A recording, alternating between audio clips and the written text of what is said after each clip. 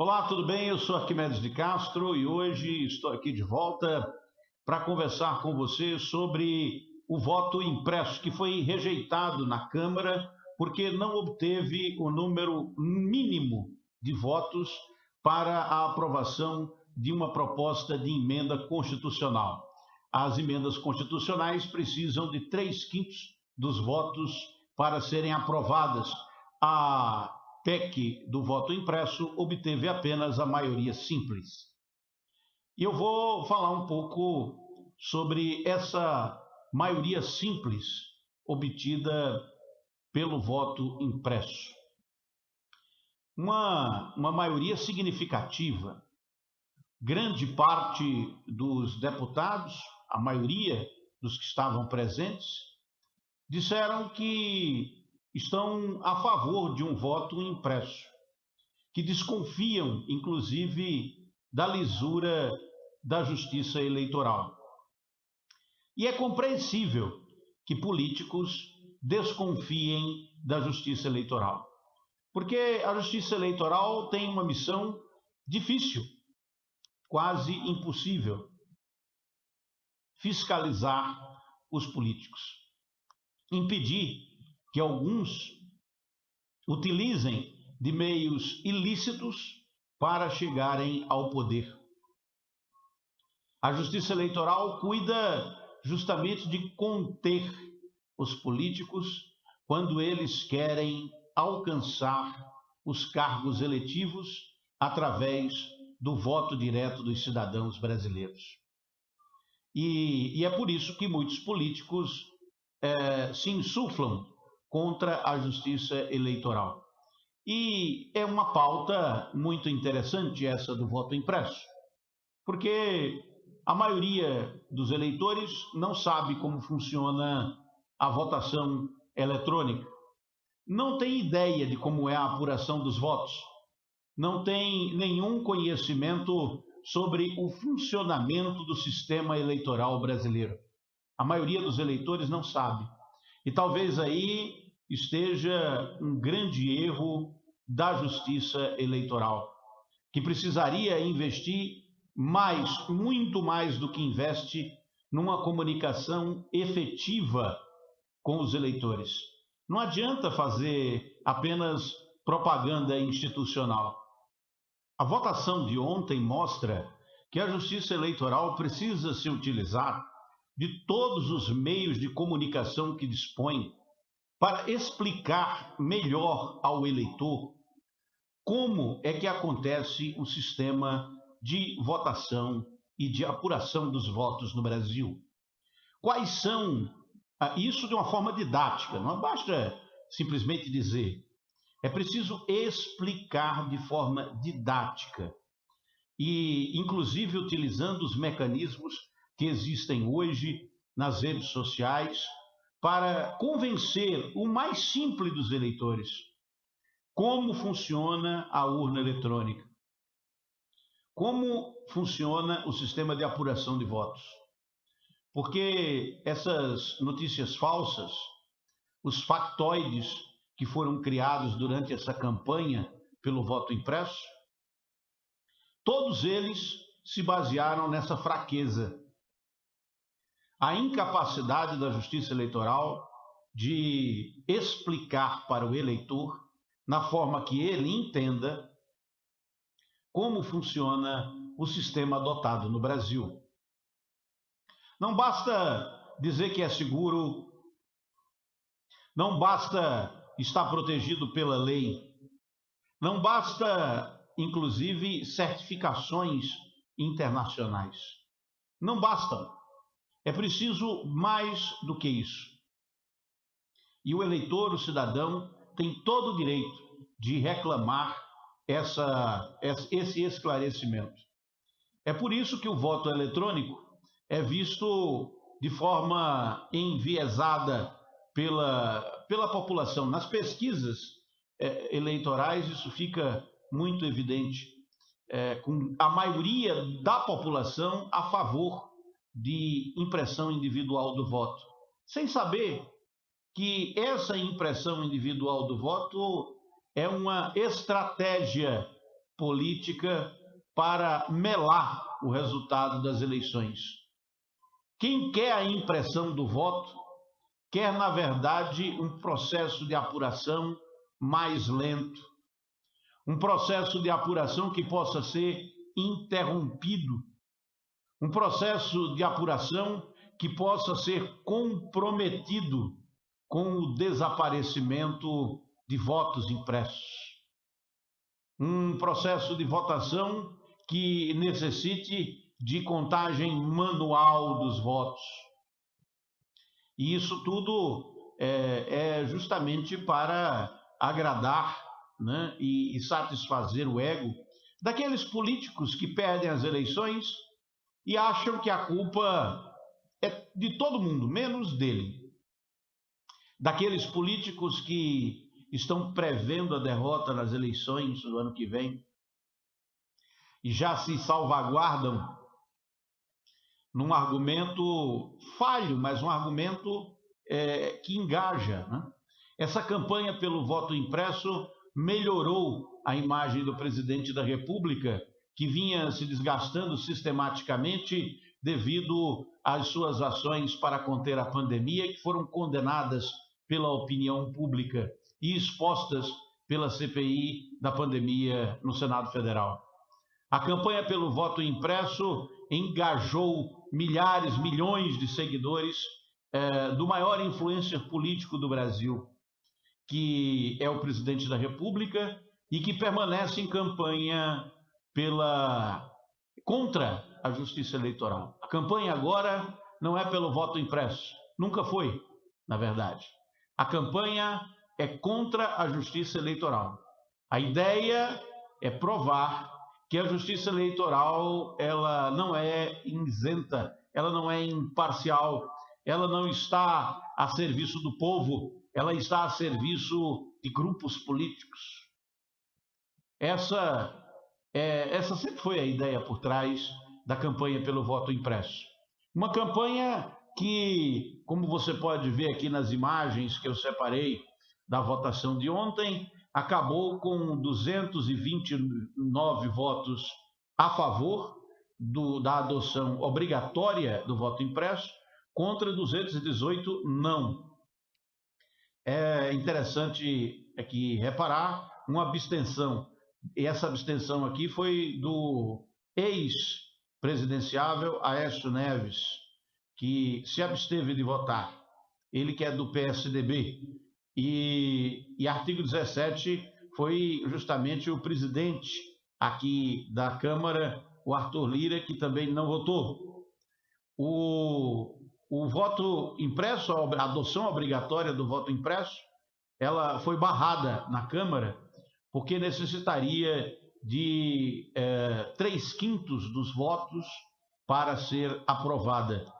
Como não havia votos suficientes para a PEC, proposta de emenda constitucional, ser aprovada, ela foi rejeitada.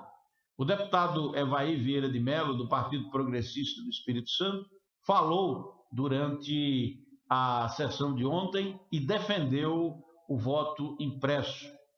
E o voto que eles dizem, o único voto que é auditável é o voto que é impresso, a impressão individual dos votos. Essa foi a defesa feita pelo deputado Evair Vieira de Mello, falando pelo governo. Contra o voto impresso, falou o deputado Marcelo Freixo, do PSB do Rio de Janeiro, que é líder da minoria. A proposta de emenda constitucional, como toda emenda constitucional, precisa de 308 votos em 2 votações na Câmara e no Senado. Então, 3/5 com quórum qualificado, porque a Constituição brasileira é rígida, não pode ser modificada de qualquer jeito. O deputado Bongás, do PT do Rio Grande do Sul, que é líder do PT, ele falou contra o voto impresso. O PT votou inteiro contra o voto impresso, foi um dos poucos partidos que votou a bancada inteira contra essa modificação, a adoção obrigatória do voto impresso individual. que é defendido por alguns, principalmente, por exemplo, por esse aí, deputado Vitor Hugo, do PSL de Goiás, que é líder do PSL e encampou aí, liderou a campanha pelo voto impresso, perdeu, mas inclusive uma das suas últimas estratégias foi tentar adiar a votação, não conseguiu adiar a votação e por fim acabou sendo derrotado. O PSL votou em parte a favor do voto impresso. O presidente Arthur Lira, do Partido Progressista de Alagoas, colocou em pauta essa votação depois que o voto impresso já tinha sido rejeitado numa comissão especial criada para esse fim. O presidente da Câmara, ele disse pessoalmente ser a favor do voto eletrônico, mas na hora de votar não votou. O líder do governo, o Ricardo Barros, fez uma defesa, digamos assim, envergonhada do voto impresso. O resultado, portanto, foi esse aí. Tivemos a derrota da PEC 135/19, que já estava tramitando há quase 3 anos na Câmara Federal e que pedia a adoção obrigatória do voto impresso, inclusive tornando esse voto impresso individual uma cláusula pétrea da Constituição. Foi uma estratégia que não deu certo, uma estratégia que não prosperou, mas poderia ter prosperado. O governo se esforçou muito para conseguir aprovar essa PEC, que acabou sendo barrada pela maioria, aí no caso, a maioria qualificada dos deputados federais. Mas uma coisa interessante, mesmo depois de perder, o presidente da República amanheceu o dia hoje já falando que não vai aceitar essa derrota. Ele disse que as eleições não são confiáveis, não se pode confiar no resultado das urnas. E inclusive, fez uma acusação gravíssima.